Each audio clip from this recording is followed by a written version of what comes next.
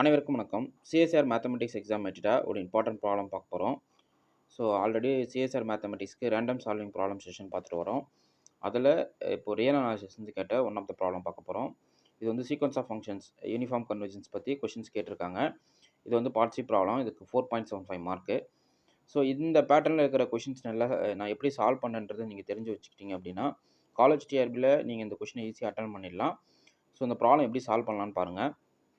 For any n greater than or equal to 1, the sequence of functions. Question பார்த்தீங்கன்னா which of the following are true?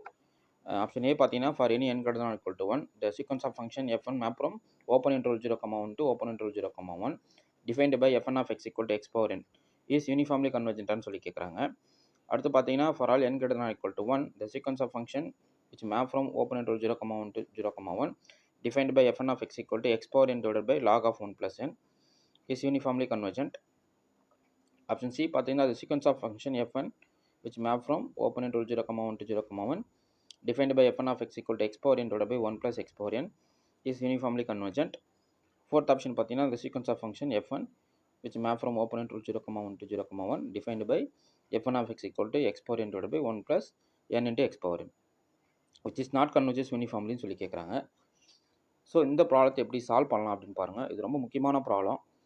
இந்த ப்ராப்ளத்துக்கான statement என்னன்னா uniform continuity theory for the convergence concept already படிச்சிருப்போம். என்னன்னா அந்த result எழுதுறேன்.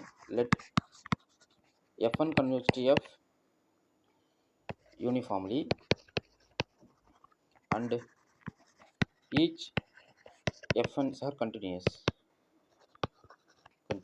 அப்படின்னா then the limit function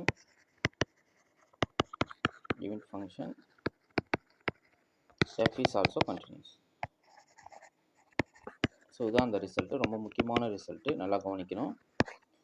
f1 converge to f யூனிஃபார்ம்லியாக இருக்குது அப்படின்னா இந்த கேஸ் ஈச் fn's ஆர் கண்டினியூஸாக இருந்தால் அந்த லிமிட் ஃபங்க்ஷனும் கண்டினியூஸாக இருக்கும் அப்படின்றதான் அந்த ரிசல்ட்டு.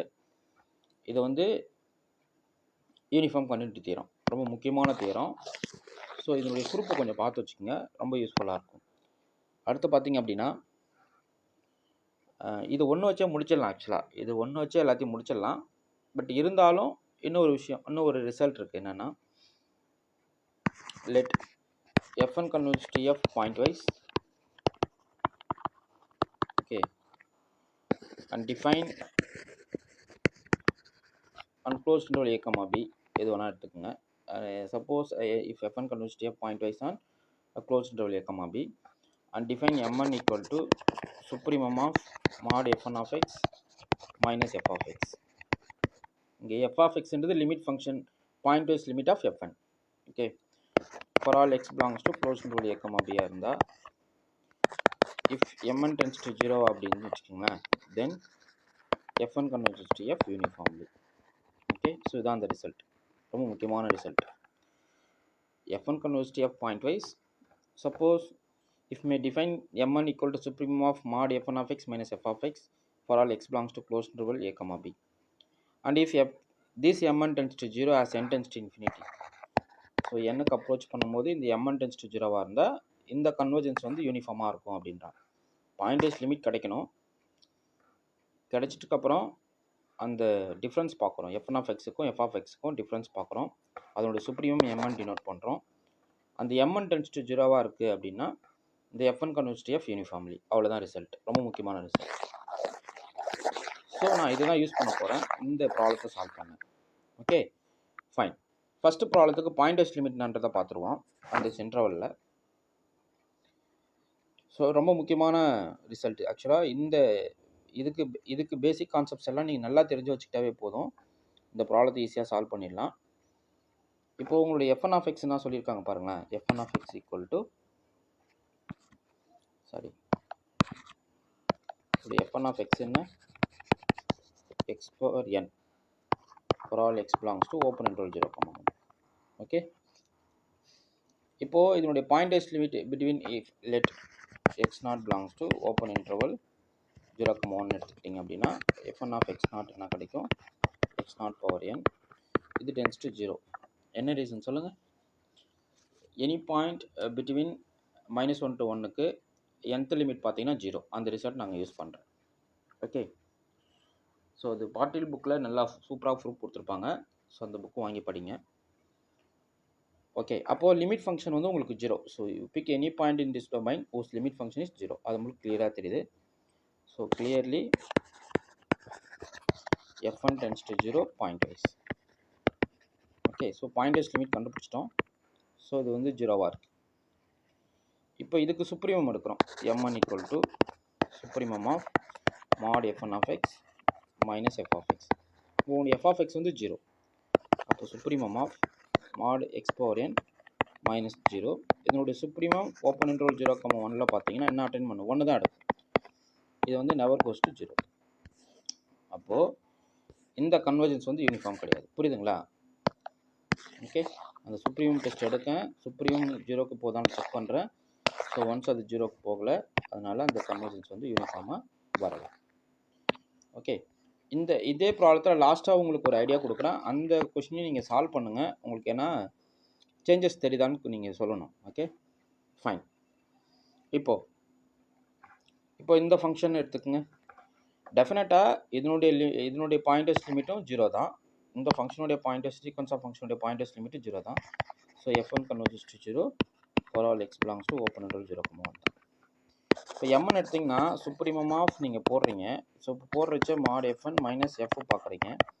வேல்யூ பார்த்தீங்கன்னா 1/log 1 + n வரும். கரெக்டுங்களா?